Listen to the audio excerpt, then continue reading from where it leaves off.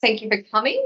So I'm just going to discuss a request for the chairperson to join via audio visual link. That as the Finance and Governance Chairperson, Councillor Elise Ward has requested to join online for tonight's meeting. A vote is required to be taken of the councillors present that Councillor Ward be allowed to attend and chair the meeting online. Can I have a motion, please? I'll move that. Yeah. Councillor. Second the motion. Yeah. Councillor Ficarra. I put the motion. All those in favour say aye. Aye. All those against say against. None. I declare that motion carried, and over to the chairperson, Councillor Ball. Thank you. Thank you, Ms. Parker. So, welcome to tonight's meeting of the Finance and Governance Committee of the Georges River Council, and I'll declare the meeting open at 6:05 p.m. We'll start with the acknowledgement of country. I'd like to acknowledge the Bidjigal people of the Eora Nation, who are the traditional custodians of all lands, waters and sky in the Georges River area. I pay my respect to elders past and present, and extend that respect to all Aboriginal and Torres Strait Islander peoples who live, work and meet on these lands. Next is apologies. I have an apology from Councillor Jamieson. Are there any other apologies? No, I think we have everyone else in attendance there. Can I please have a motion to grant a leave of absence to Councillor Jamieson? I'll move that. Moved by Councillor Marnie. Councillor And Marnie. if I could have a seconder. Ficarra, second. Councillor Ficarra, seconded. Thank you. All those in favour say aye. Aye. All those against, declare that carried. Request to join via audiovisual link. Obviously, there's myself, but I believe there are no other requests to attend via audiovisual link. So we'll go to the notice of live streaming of the committee meeting. Staff and public are reminded that this meeting is being recorded for minute-taking purposes and is also being webcast live on Council's website in accordance with Section 4 of Council's Code of Meeting Practice. The recording will be made available on Council's website. Code of Meeting Practice. The order of business is as shown in the agenda, which is being made available. Staff and public are reminded that this meeting is open. Doors to the meeting room are to be left open unless the meeting moves into a closed confidential session, according to Section 15 of the Code of Meeting Practice. Only if the meeting moves into a closed confidential session will the public broadcasting of the meeting be suspended. Council's Code of Meeting Practice prohibits the electronic recording of meetings without the express permission of Council, and mobile phones must be turned to silent during the meeting. Disclosures of interest. Do any councils have any interest to declare? No? Okay. We'll move along then to public participation on items in the agenda, and there are no speakers registered for tonight's meeting. So we will go straight to the first item, which is the confirmation of minutes of the previous meeting. Item FIN 026-23, confirmation of the minutes on 13th June 2023. Can I call for a motion to adopt the minutes of the previous meeting, please? I'll move that, Madam Chair. Second the motion, Madam Chair. By Councillor Symington and seconded by Councillor Ficarra. Councillors, any questions or discussions on the previous minutes? If not, I'll put the motion. All those in favour say aye. Aye. All those against, declare that carried. Okay, so we move to our committee reports. First item is FIN 027-23. That's the investment report as at 31 May 2023. Councillors, could I please have a mover and a seconder? I'll move it, Madam Chair. Moved by the Mayor Katris, and seconded by Councillor Ficarra.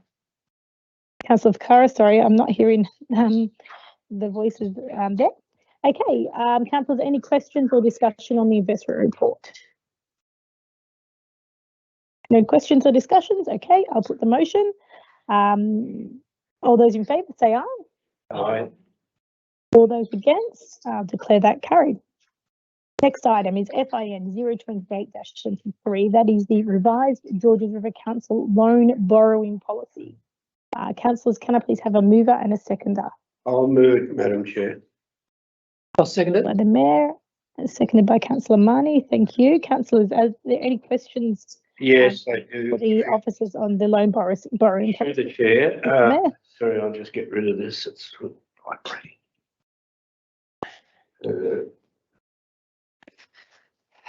Okay. I apologise for that, unfortunately. Look, the only thing that I'm quite pleased with the actual policy. It seems to be very much in line with what is expected of us. Ministerial borrowing order and reporting and monitoring. I understand. I'm not sure of if you go to the ministerial borrowing order, I'm not sure if 2.1 actually addresses the issue, excuse me, where we're supposed to, if we're going to borrow over $10 million, we're supposed to refer it to, is it the Office of Local Government, or is it the Minister, or is it somebody with a business plan? Is that should that go there, or should it be there at all? Through you, Madam Chair. So the ministerial borrowing order section 2 is really to make reference to the ministerial order. I don't think it would harm it to put it near the reporting, but they are two separate things. So Yeah. the ministerial order just says that we are permitted to borrow, but we can only utilise Australian and those in Australian currency. Yeah. That's what's changed. Whereas I believe, which I'm happy to take on notice and confirm, but the reporting is set based on the general regulation. So it's a separate document to the ministerial order. So they're two. One document talks about reporting, one's a ministerial direction on what you can borrow. So they are two separate documents, but I can put it together if it's easier. I think for a reader. it's not so much of putting it Yeah. together. It's that thing that many of us councillors aren't aware of, and that is we cannot act without some sort of an approval for anything that's over 10 million.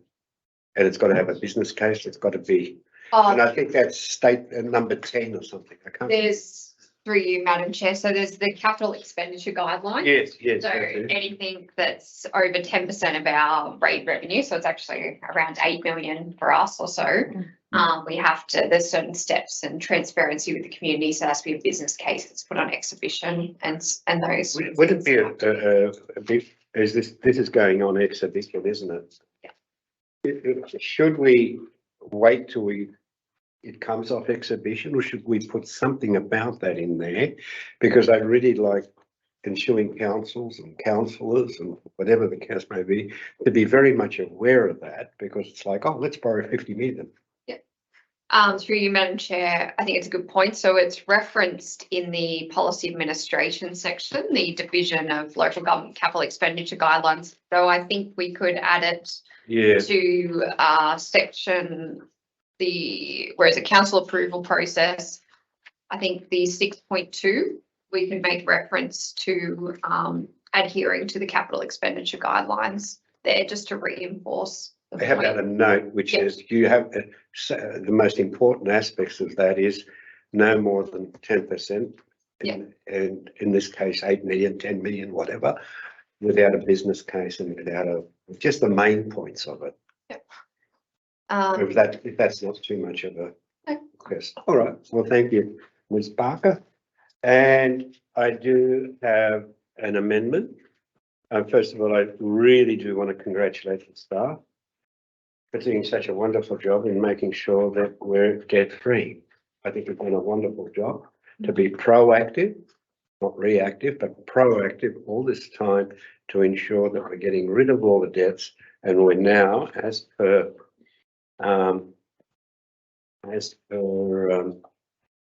paragraph 10, and it says council is currently debt free at the time of this report, and there are currently no proposals to obtain a loan for a particular capital project. And I really want to thank your directorship and the people that work with you, including the general manager. Where is he? There he is.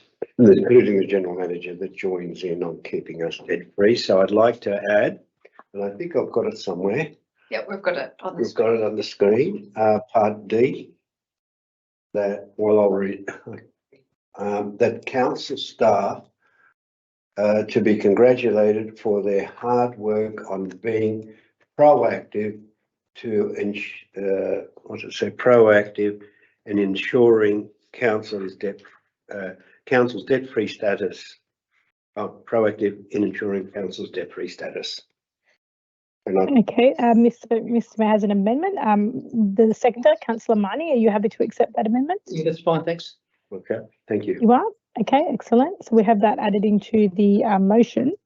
Are there any other questions or clarification from councillors for this item? No other questions? That being the case, I'll put the motion, which is up on the screen with the additional item D added. Councillors, all those in favour say aye. Aye. All those against? I declare that carried. And we'll move to the final item of business, which is FIN 029-23. It's the amendments to the 2023-24 fees and charges. If I could call for a mover and seconder, please. I'll move that, Madam Chair. I'll second. Moved by Councillor Symington. Is that you, Mr Mayor? Sorry. Yes, I'll second that. Yeah. And Mr Mayor was the seconder. Would the director perhaps just give us a little quick overview of this one? Because I guess some people might be wondering why we're making amendments to the fees after they've just been endorsed. So is it okay if you could just give us a quick summary on this one? Yeah, through you, Madam Chair. So there's a high portion of our fees and charges are regulated, and I don't like to use the word unfortunately, but it is unfortunate that the timing of the release of the regulated fees sometimes coincides with the adoption of the budget or the exhibition period. These ones that came in late June came through as well. So the timing of the exhibition period had already occurred for the 1,500 fees that we have, and these selection were regulated and released after the adoption. It does generally happen each year, and we are looking at ways that we can legally, I guess, exhibit and not have to re-exhibit again, but it is good that we are open with the community, even though they are regulated fees. So we're looking at amending the fees and charges next year to say that we may adopt the maximum level permitted for a regulated fee moving forward, so that we don't have to exhibit, but it still might be a notification period to the community, I think still worthwhile, as it helps build awareness of what the changes to fees are.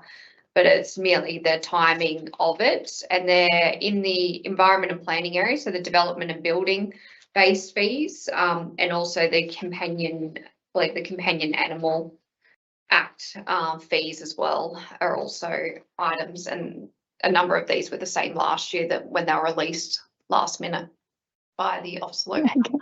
Okay.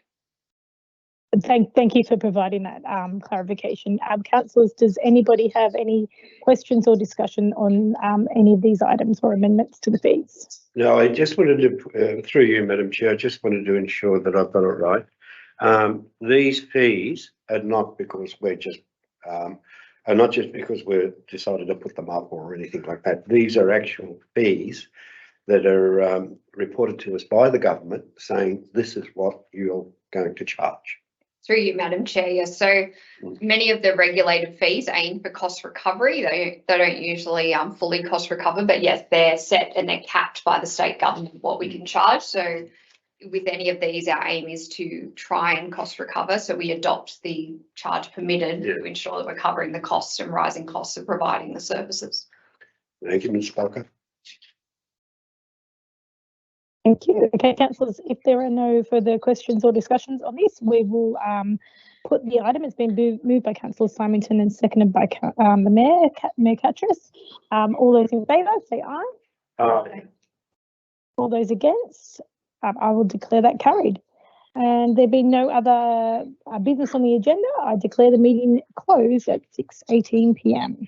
Thank you, Madam Chair. Thank you, Madam Chair. Thank you. Bye.